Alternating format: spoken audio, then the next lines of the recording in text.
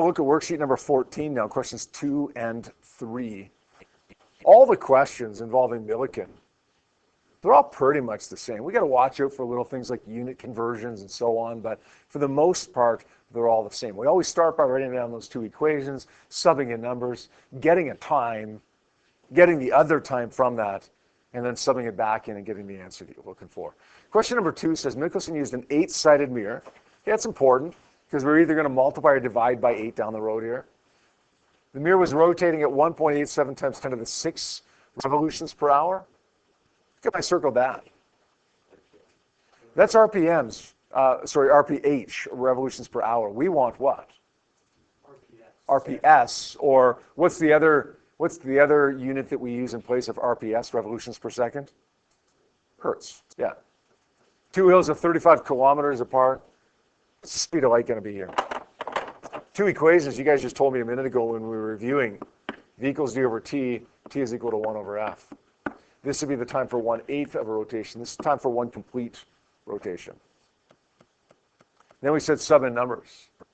Like, don't worry about what you're trying to solve for here. Just sub in numbers and get something out of it. V, we don't know. We're trying to find that. D, we do know. What's D?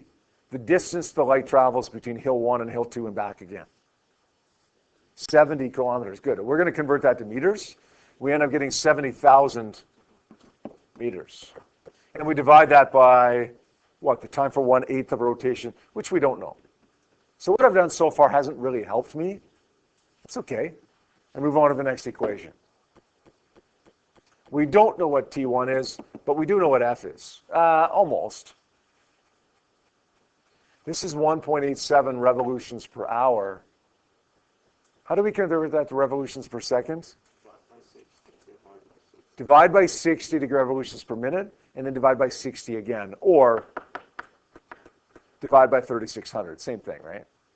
You know it's not multiply, because if you multiply, you're going to get a big, big, big number. And you know you're not going to have more revolutions in 1 second than you have in 1 hour. You're going to have less, so it has to be a divide thing. Okay, when you do that, I'll say 1.87 times 10 to the 6 revolutions per hour divided by 3,600. We end up getting 519.44.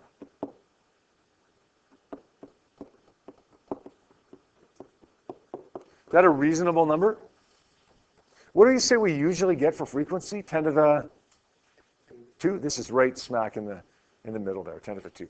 Okay, so we sub that in here, 519.444, and we get T1,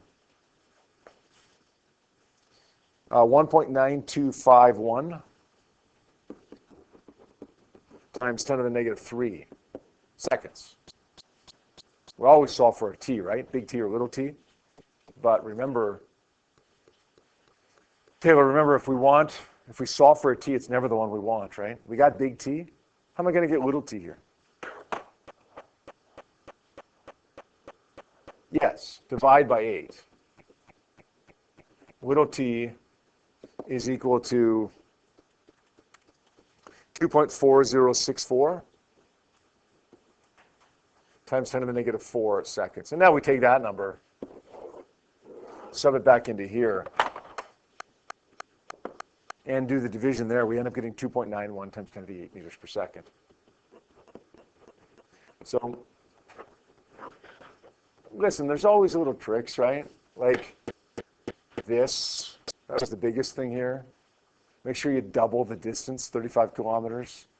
But for the most part, this is just like question number 1 in the example question we did, right?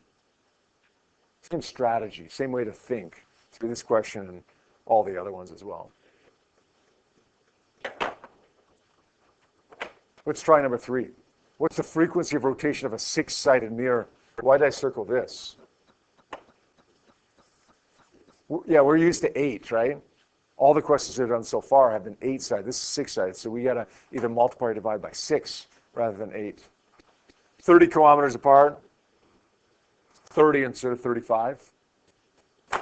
V equals d over t, 1/6. T is equal to 1 over f. We got a speed here. It's 3.1 times 10 to the 8 meters per second equals a distance. Oh, we know the distance is 60,000 meters.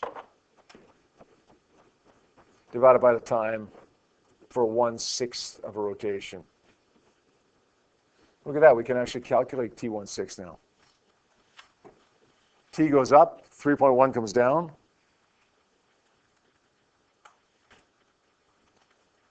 End up getting 1.9355 times 10 to the minus 4 seconds. And you remember we said that when we solve for a time, it's never the one we want? We just got little t. We want big T. How do we find big T? Times it by 6. Good. Not by 8, but by 6 in this one. When we do that, we end up getting 1.1613 times 10 to the negative 3 seconds, which we take, we sub in here, and then solve for F.